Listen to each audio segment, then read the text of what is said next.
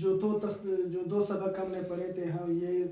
ان دونوں سبقوں کا خلاصہ ہے، اور یہ ہے استاد کے لیے یہ ہے کہ یہ بچے کو سب سے پہلے یہ جو میں نے لکھے ہیں یہاں سے یہاں تک یہ یاد کروائے، خوب اچھی طریقے سے یاد کروائے۔ مثال کے طور پر اس کے سب سے پہلے الف با تا سا پڑھنے سے پہلے اسے یہ یاد کروانا پڑے گا کہ مفردات مفرد کی جمع ہے، مفردات معنی الگ الگ حروف،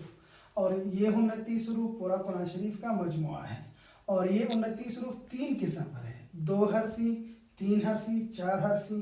2 حرفی 12 حروف ہے، با تا ثا ہا خا را زا طا ظا فا ہا یا،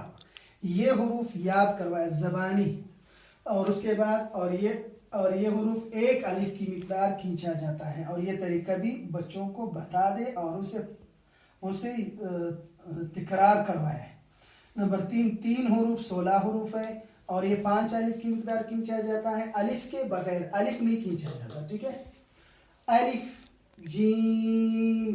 دال، ذال، سین، شین، صاد، ضاد، عین، غین، قاف، کاف، لام، میم، نون، واو، اور یہ حروف بھی یاد کروائے، زبانی یاد کروائے۔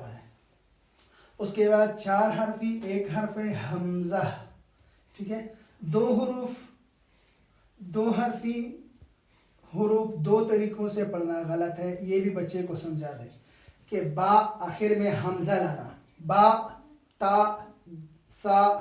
یعنی آخر میں حمزہ لانا یا آخر میں جھٹکا دینا، ان سے بچے کو جو ہے نا،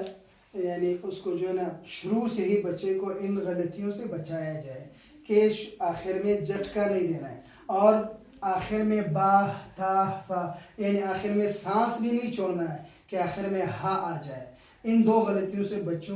کو جو ہے نا پھر شروع سے ہی دور رکھا جائے، اور صحیح طریقہ اس طرح پڑھایا جائے، با تا سا۔ الف 3 طریقوں سے پڑھنا غلط ہے،